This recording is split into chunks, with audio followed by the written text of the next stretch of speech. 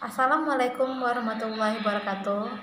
Kami dari kelompok 8 yang beranggotakan, yang pertama ada saya Dian Eka Purwanti, yang kedua ada Devis Elmanda. Kelompok 8 ini akan membahas mengenai materi bab 4, yaitu estimasi permintaan. Baiklah, yang pertama kita akan membahas mengenai kurva, titik harga kuantitas, dan masalah identifikasi. Garis P yaitu garis price terdiri atas P1, P2, P3, dan juga P4. Sedangkan garis horizontal, garis Q atau kuantitas terdiri atas Q1, Q2, Q3, dan juga Q4. Titik data harga kuantitas yang terobservasi E1, E2, E3, dan E4 dihasilkan dari perpotongan kurva permintaan dan juga penawaran yang tak terobservasi D1 dan S1, D2 dan S2, D3 dan S3, D4 dan S4.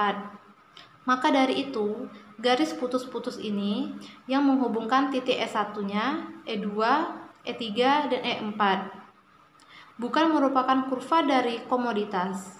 Untuk menurunkan kurva permintaan dari komoditas, katakanlah D2 merupakan kurva penawaran yang bergeser atau menjadi berbeda dan benar. Melalui analisis regresi terhadap kekuatan yang menyebabkan kurva permintaan D2 bergeser atau menjadi titik yang berbeda, yaitu E2 bergeser menjadi E'2. Selanjutnya, saya akan membahas mengenai kurva pengenalan terhadap analisis regresi. Kurva ini terdiri atas sumbu Y dan juga sumbu X. Sumbu Y yaitu melambangkan penerimaan penjualan dalam jutaan dolar. Sumbu X melambangkan pengeluaran iklan dalam jutaan dolar. Sumbu Y terdiri dari 40, 45, 50, 55, dan 60. Sumbu Y terdiri dari 9, 10, 11, 12, 13, 14, dan juga 15. Jadi, pada titik 9,40 didapat dari pengeluaran iklan sebanyak 9 juta dolar yang menghasilkan penerimaan penjualan sebanyak 40 juta dolar. Jadilah titik 9,40. Selanjutnya, pada pengeluaran iklan sebanyak 10 juta dolar dan menghasilkan penerimaan sebanyak 44 juta dolar. Di sini kita berikan garis untuk memberikan tandanya ya. Lalu selanjutnya, pengeluaran iklan sebanyak 11 juta dolar dengan menghasilkan penerimaan penjualan sebanyak 42 juta dolar.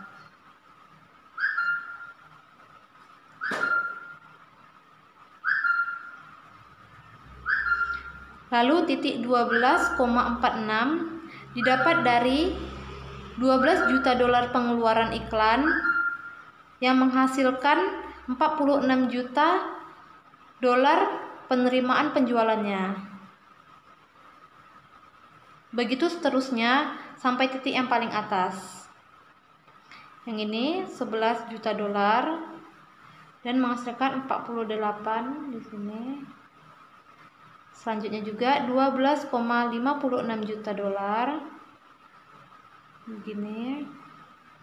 Lalu ini juga. Ini saya kasih garis supaya teman-teman bisa tahu angka-angkanya. Selanjutnya lagi 14,56. Aku ada miring di sini. Lanjut. Ini ya, sampai tahun yang ke-10 sesuai dengan tabel yang ada di PPT. Oke.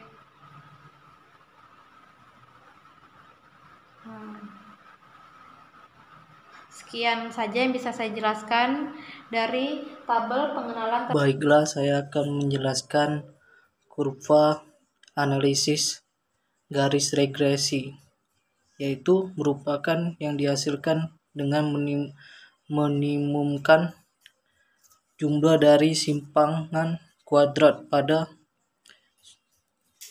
pada sumbu vertikal dari setiap titik dari garis regresi tersebut.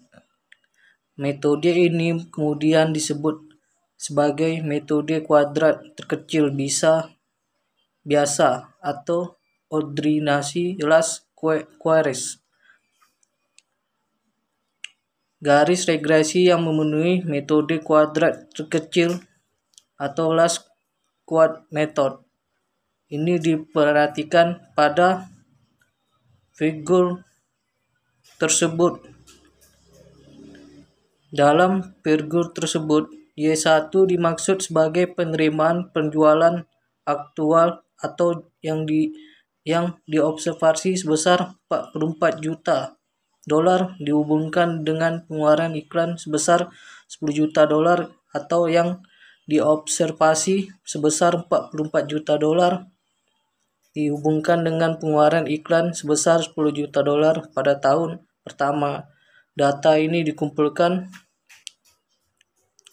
Nilai Y1 dibaca Y topis sub 1 menunjukkan penerimaan penjualan yang diperoleh dari estimasi garis regresi untuk pengeluaran iklan sebesar 10 juta dolar pada tahun pertama. Simbol E1 dalam gambar simpang pada sumbu vertikal atau galat penerimaan penjualan aktual atau hasil observasi dari penerimaan penjualan yang diperoleh dari estimasi garis regresi pada tahun pertama. Dan vertikal keempat yaitu variasi total yang bisa dijelaskan, yang tidak bisa dijelaskan. Variasi total pada variabel terikat. Vertikal YT min Y pangkat 2 sama dengan variasi yang dapat dijelaskan, yaitu vertikal YT min Y pangkat 2 ditambah variasi yang tidak dapat dijelaskan atau residual. Vertikal YT min Y pangkat 2 untuk observasi X13 Y sama dengan 58, YT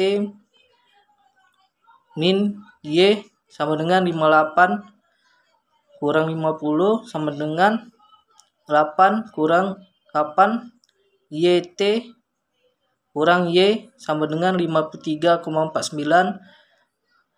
kurang 50 sama dengan 3,49 dan YT min YT sama dengan 4,51, YT sama dengan 53,49 adalah nilai estimasi dari Y untuk X sama dengan 13 pada kolom 4 di tabel 4 sampai dengan 4. Terakhir yaitu kurva pola gangguan heteroskedastis dan autokorelasi, yaitu bagian A menunjukkan gangguan heteroskedastik di mana ukuran dari galat atau residual meningkat sejalan dengan ukuran dari nilai X. Bagian B menunjukkan pola yang berlawanan dari gangguan heteroskedastik yang tidak begitu umum. Bagian C memperlihatkan autokorelasi positif atau galat yang positif atau negatif dalam suatu periode diikuti oleh galat lainnya yang positif atau negatif secara berturut-turut pada periode berikutnya. Bagian D menunjukkan autokorelasi yang negatif atau yang tidak begitu umum.